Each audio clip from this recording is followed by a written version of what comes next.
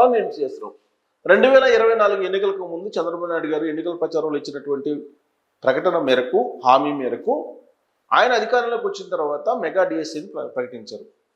ఉద్యోగాల కల్పన విషయంలో ఆయన చెప్పిన విధంగా నియామకాలు కనిపిస్తూ ఉన్నాయి. ఆ విషయాన్ని ఇటీవల చంద్రబాబు నాయుడు గారు అసెంబ్లీ వేదికగా ప్రకటించడం జరిగింది. ఒక్క ఉద్యోగం కూడా తగ్గకుండా 20 లక్షల ఉద్యోగాలు రాబోయేటువంటి సంవత్సరాల్లో ఇస్తాము. 5 సంవత్సరాలలో 20 లక్షల ఉద్యోగాలకు ఒక్కటి కూడా తగ్గకుండా ఇస్తామని చెప్పి ఆయన హామీ ఇస్తూ ఉన్నారు. ఆ మేరకు ఆయన లెక్కించి ఇప్పటి వరకు దాదాపుగా 6,30,000కు పైగా ఉద్యోగాలు ఇచ్చాము. స్కిల్ డెవలప్మెంట్ ద్వారా కొన్ని ఇచ్చాము, మెగా డిఎస్ ద్వారా కొన్ని నియమించాము. ఇవన్నీ కూడా వివరాలు చెప్పారు. మరి ఉద్యోగాల కల్పన విషయంలో చంద్రబాబు నాయుడు గారు ఎందుకు ఇంత సీరియస్గా తీసుకున్నారని అంటే, ఎన్నికల ప్రచారంలో ప్రధానమైనటువంటి స్లోగన్ ఏంటంటే, జాబ్ కావాలంటే బాబు రావాలి. ఇది స్లోగన్. అందుకే చంద్రబాబు నాయుడు గారు వస్తే జాబ్స్ వస్తాయి, జాబ్ క్రియేట్ అవుతాయి. ఒక ప్రభుత్వ ఉద్యోగాలే కాదు ఉద్యోగం అంటే, ప్రైవేటు ఉద్యోగాలు కూడా ఉద్యోగాలే.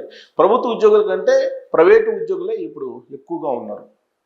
చాలా స్వల్పంగా 3% ఉన్నారు ప్రభుత్వ ఉద్యోగులు.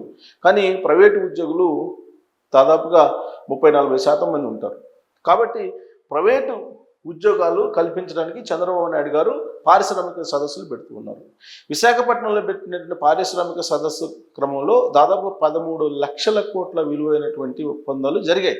వీటి ద్వారా దాదాపు 12 లక్షల ఉద్యోగాలు వస్తాయి అని చెప్పి ఎక్స్పెక్ట్ చేస్తున్నారు. ఇంకా రాబోయేటువంటి రోజుల్లో స్పీడ్ ఆఫ్ డూయింగ్ బిజినెస్ అనేటువంటి పాలసీ ద్వారా, ఆ విధానం ద్వారా రాబోయేటువంటి రోజుల్లో పెట్టుబడులు మరిన్ని వస్తాయని చెప్పి చెప్తున్నారు. మరోవైపు సేవా రంగాన్ని మరింత అభివృద్ధి చేయడానికి ప్రయత్నం చేస్తూ ఉన్నారు. సేవా రంగంలో ఇప్పుడు హైదరాబాదు, బెంగళూరు వీటన్నిటిలో సేవా రంగంలో ముందున్నాయి, అంటే సాఫ్ట్వేర్ రంగంలో. కానీ ఆంధ్రప్రదేశ్ కొత్తగా ఏర్పడింది కాబట్టి అక్కడ సేవా రంగం అంత అభివృద్ధి చెందలేదు. కానీ ఇప్పటి వరకు చూసినటువంటి సాఫ్ట్వేర్ రంగం వేరు, ఇక రాబోయేటువంటి రోజుల్లో మనం చూడబోయేటువంటి సాఫ్ట్వేర్ రంగం వేరు అనేది చంద్రబాబు నాయుడు గారు చెప్తూ ఉన్నారు. దానికి మీరు సిద్ధంగా ఉండాలని చెప్పి గైడెన్స్ ఇస్తూ ఉన్నారు. అందుకే క్వాంటమ్ కంప్యూటర్స్ పెడుతూ ఉన్నారు. అక్కడ ఆర్టిఫిషియల్ ఇంటెలిజెన్స్ సంబంధించి యూనివర్సిటీని పెడుతూ ఉన్నారు. ఆర్టిఫిషియల్ ఇంటెలిజెన్స్ సంబంధించి గూగుల్ ఏఐ డేటా సెంటర్ని పెడుతూ ఉన్నారు. వీటన్నిటిని కూడా ఏర్పాటు చేస్తున్నారు. రాబోయేటువంటి రోజుల్లో డేటా సెంటర్లే ఒక పెద్ద అసెట్ సాఫ్ట్వేర్ రంగానికి, సేవా రంగానికి అని చెప్పి ఆయన చెప్తూ ఉన్నారు. టాటా ఇన్నోవేషన్ హబ్స్ పెడుతూ ఉన్నారు. మీకు ఎవరికైనా సరే ఒక ఐడియా వస్తే దాన్ని కార్యరూపంలోకి తీసుకురావడానికి అవసరమైనటువంటి మౌలిక సదుపాయాలతో పాటు ఆర్థిక సహాయం కూడా చేస్తానని చెప్పి చంద్రబాబు గారు చెప్తున్నారు. అంతేకాదు ₹1 నజరానా కూడా ఆయన ప్రకటించారు. ఇన్నోవేషన్ కనుక ఎవరన్నా కనుగోగలిగితే ఏఐలో. సో ఇన్ని రకాలుగా ఆయన ప్రోత్సహిస్తున్నారు. మరోవైపు స్కిల్ ఆడిట్ చేస్తున్నారు. స్కిల్ ఆడిట్ చేసి స్కిల్ డెవలప్మెంట్కి సంబంధించినటువంటి ట్రైనింగ్ ఇచ్చి వాళ్ళని ఉద్యోగాలకు పంపిస్తూ ఉన్నారు. ఒక పోర్టల్ని క్రియేట్ చేశారు. నైపుణ్యం అనేటువంటి పోర్టల్ని దాన్ని క్రియేట్ చేశారు. దాంట్లో ఎంటర్ కావడం ద్వారా మీరు ఉద్యోగాలకు అటెండ్ అయ్యేదానికి సిద్ధం కావచ్చు. ట్రైనింగ్తో పాటు ఏ సంస్థల్లో మీకు ఉద్యోగాలు ఉంటాయి అనేది కూడా ప్రభుత్వం డైరెక్షన్ ఇస్తుంది. అంతేకాదు ఇచ్చినటువంటి హామీ మేరకు జనవరి 26 జాబ్ క్యాలెండర్ ఇవ్వాలని చెప్పేసి అనుకున్నారు. సో నోటిఫికేషన్ ఇవ్వడానికి రెడీ అవుతున్నారు. ఇప్పుడు డిఎస్సి ప్రకటన ద్వారా మళ్ళీ ఉద్యోగాలు నింపాలి, ఉపాధ్యాయ పోస్టులు నింపాలి అనేటువంటి కసరత్తు జరుగుతోంది. అలాగే పోలీస్ శాఖలో కానిస్టేబుల్స్ భర్తీ పూర్తయింది కొంతమేరకు.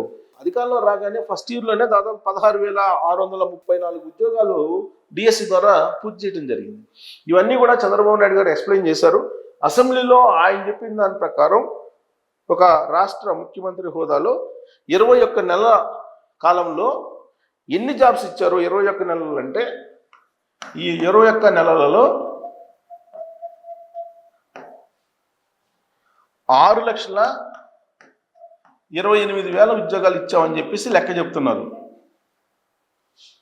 సో దీంట్లో ఎంఎస్ఎంఈ పరిధిలో అంటే స్మాల్ అండ్ మీడియం స్కేల్, దీంట్లో 2,48,000 ఉద్యోగాలు ఇచ్చామని చెప్పి చెప్తున్నారు. 2,48,000. అలాగే స్కిల్ డెవలప్మెంట్, నైపుణ్యం అభివృద్ధి, నైపుణ్యం ద్వారా స్కిల్ డెవలప్మెంట్కి సంబంధించి 1,46,000 ఉద్యోగాలు ఇచ్చామని చెప్తున్నారు స్కిల్ అప్డేట్ చేసి. ఇక పరిశ్రమల్లో పరిశ్రమల్లో 95,000 ఉద్యోగాలు ఇచ్చామని చెప్తున్నారు. అలాగే ఫుడ్ ప్రాసెసింగ్ ద్వారా ఈ ఫుడ్ ప్రాసెసింగ్ విభాగంలో 64,000 ఉద్యోగాలు ఇచ్చామని చెప్తున్నారు. సో ఇది ఆయన చెప్తున్నటువంటి లెక్క. దీని ప్రకారం మొత్తం కలిపి ఈ 21 నెలల్లో 6,28,000 ఉద్యోగాలు ఇచ్చాము. రాబోయేటువంటి సంవత్సరాలు అంటే 2029 నాటికి ఖచ్చితంగా 20 లక్షల ఉద్యోగాలు ఇచ్చి తీరుతాము, ఒక్క ఉద్యోగం కూడా తగ్గకుండా అని చెప్తున్నారు చంద్రబాబు నాయుడు గారు. ఇది టార్గెట్.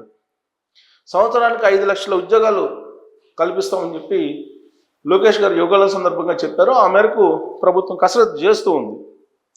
ఇక ప్రభుత్వ శాఖల్లో ఖాళీగా ఉన్నటువంటివి ఇప్పటి వరకు 30,500 ప్రభుత్వ ఉద్యోగాల్లో 30,500 పూర్తి చేశారు. మెగా డిఎస్సికి 16,347 టీచర్ పోస్టులను మెగా డిఎస్ ద్వారా పూర్తి చేశారు. అలాగే పోలీస్ నియామకాల్లో కానిస్టేబుల్ నియామకం కానీ వీళ్ళు సంబంధించి అవి కొన్ని నియమించారు. సో టోటల్గా భవిష్యత్తులో లక్ష్యం ఏంటంటే 20 లక్షల ఉద్యోగాలు కల్పిస్తామని చెప్పారు. దీంట్లో 5 ఏళ్లలో 20 లక్షల ఉద్యోగాలు, ఆ టైం బౌండ్ 2024 నుంచి 2029 5 సంవత్సరాల్లో కల్పిస్తామన్నారు. ఆ దిశగా ఈ ప్రభుత్వం వెళ్తూ ఉంది. పెట్టుబడుల ద్వారా విశాఖపట్నంలో జరిగిన ఇన్వెస్ట్మెంట్ సబ్మిట్ ద్వారా 13 లక్షల కోట్ల ఒప్పందాలు జరిగాయి. దీని ద్వారా 16 లక్షల మందికి ఉద్యోగాలు అన్నారు. ఇందాక నేను 12 లక్షలు చెప్పాను, 12 లక్షలు కాదు 16 లక్షల మందికి ఉద్యోగాలు వస్తాయని చెప్పి ఎక్స్పెక్ట్ చేస్తున్నారు. ఇక గూగుల్, టాటా, టీసీఎస్, అలాగే క్యాప్జెమిని ఇవి వస్తూ ఉన్నాయి. వీటి ద్వారా కొన్ని ఉద్యోగాలు సేవా రంగంలో వస్తాయి. విశాఖపట్నం మొత్తం ఎకో సిస్టమ్ మారిపోతుంది. యువతకు పెద్దపీట వేస్తున్నారు అక్కడ. ఆ ఎకో సిస్టమ్ మారడం ద్వారా పెద్ద ఎత్తున ఉద్యోగాలు వస్తాయని సేవా రంగంలో అని చెప్పి అంచనా వేస్తున్నారు. ఈ రతన్ టాటా ఇన్నోవేషన్ హబ్ ఇది నైపుణ్యాలని మెరుగుపరిచేదానికి ఉపయోగపడుతుంది. ఇలా అన్ని రకాలుగా సమగ్రమైనటువంటి అభివృద్ధి దిశగా ఆంధ్రప్రదేశ్ని తీసుకెళ్తూ మరోవైపు ఉద్యోగాల కల్పన, యువతలో ఉండేటువంటి టాలెంట్ని బయటికి తీసి ప్రతి ఇంట్లో ఒక పారిశ్రామికవేత్త, ప్రతి ఇంట్లో ఒక ఆర్టిఫిషియల్ ఇంటెలిజెన్స్ సంబంధించినటువంటి ఇంజనీర్ ఉండేలాగా చంద్రబాబు నాయుడు గారు ప్లాన్ చేస్తున్నారు. హెల్దీ, హ్యాపీ, వెల్దీ ఈ 3 కలిపినటువంటి ఆంధ్రప్రదేశ్ని 2047 నాటికి చూడాలనేది ఆయన లక్ష్యం. అందుకే చంద్రబాబు నాయుడు గారు ఇప్పుడు ఆ దిశగా అడుగులు వేస్తున్నారు. ఒక్క ఉద్యోగం కూడా తగ్గకుండా 20 లక్షల ఉద్యోగాలు 2029 నాటికి ఇస్తాము అని చెప్పి అసెంబ్లీ సాక్షిగా చంద్రబాబు నాయుడు గారు ప్రామిస్ చేశారంటే ఆయన ఇవ్వడానికి అవకాశం ఉంది కాబట్టే ఆ ప్రకటన చేశారని చెప్పేసి యువత భావిస్తూ ఉంది. మరి అన్ని ఉద్యోగాలు ఇవ్వగలరా, లేదంటే ఇది పేపర్ మీద ఉన్నటువంటి లెక్కలే అని మీరు భావిస్తున్నారా అనే దాని మీద మీరు కామెంట్ చేయొచ్చు. Thank you.